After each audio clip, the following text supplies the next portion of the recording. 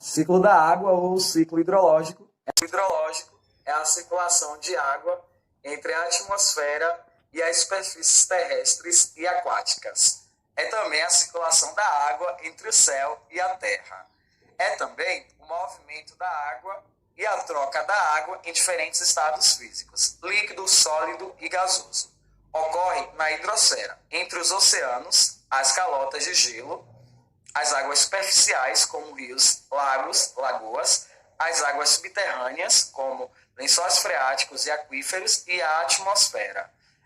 O ciclo da água depende de alguns fatores para acontecer, dentre eles, da energia que vem do Sol para a Terra, a radiação solar, dos raios solares que incidem sobre a Terra, do movimento de rotação que a Terra exerce em relação ao Sol a cada 24 horas e da gravidade da Terra. O que vai influenciar o ciclo da água em diferentes lugares vai depender bastante do tipo de cobertura vegetal, do tipo de solo, do tipo de relevo, do tipo de rocha, da altitude e também da topografia. Condensação ou liquefação é a mudança do estado físico de vapor ou gás para o estado físico líquido, formando as nuvens na atmosfera. Ou quando o vapor d'água ou gás ele atinge uma temperatura inferior ao de ebulição. Já a precipitação ela ocorre quando a gravidade ela supera a força que mantém a umidade suspensa no ar, ocorrendo da atmosfera para as superfícies terrestres ou aquáticas, ou do céu para a terra. Existem três tipos de chuvas. Chuvas frontais, quando duas massas de ar se encontram, uma massa de ar quente e úmida e outra massa de ar seca e fria, conhecida como chuva ciclônica. Outro tipo de chuva é a chuva orográfica.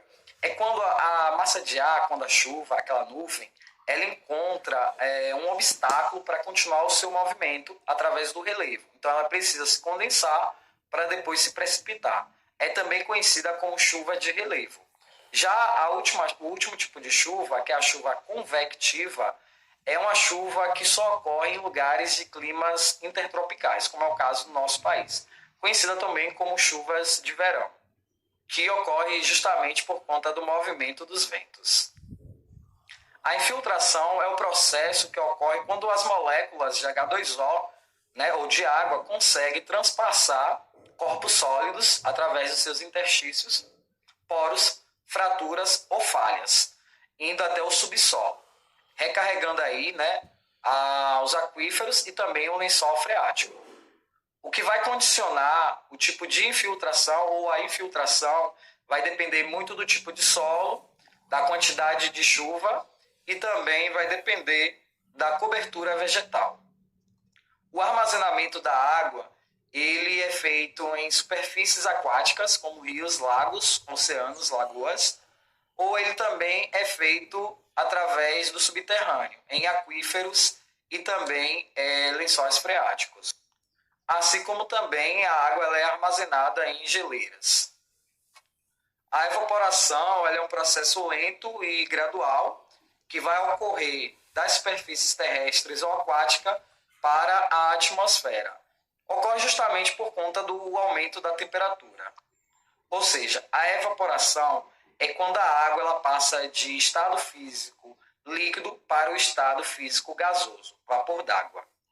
A evapotranspiração, que é a respiração da vegetação, das plantas, da cobertura vegetal, ocorre justamente quando há precipitação e essa cobertura vegetal ela acumula essa água antes mesmo que essa água seja infiltrada no subsolo, correspondendo também à respiração dessa cobertura vegetal. Ou seja, essa água ela pode voltar para a atmosfera, evaporar antes mesmo de ser infiltrada.